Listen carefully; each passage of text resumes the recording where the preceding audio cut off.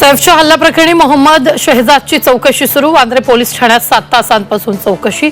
बांगलादेशमधून जन्मदाखल्याची माहिती मागवली, सूत्रांची माहिती। वाल्मिक कराडच्या जामीन अर्जावरची सुनावणी पुढे ढकलली। 23 जानेवारीला सकाळी 11 वाजता होणार सुनावणी। कुणाच्या बोलण्याकडे लक्ष न देता काम करतो, नवीन महाबळेश्वर प्रकल्पासाठी प्रयत्न करतोय।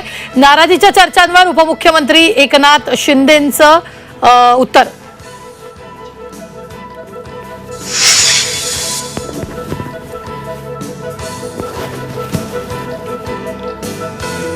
उद्धव ठाकरे आणि शरद पवारांमध्ये सिल्वर वॉकवर 1.25 तास चर्चा। संतोष देशमुख सोमनाथ सूर्यवंशीच्या न्यायासाठी मुंबईत काढण्यात येणाऱ्या मोर्चाबाबत चर्चा झाल्याची माहिती।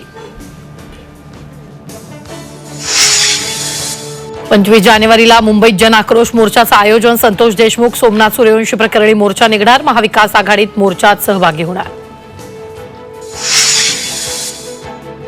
अक्षय शिंदे एन्काउंटर प्रकरणात 5 पोलीस जबाबदार। स्वसंरक्षणासाठी अक्षयनं गोळीबार केल्याचा दावा संशयास्पद। मुंबई हायकोर्टाचं निरीक्षण।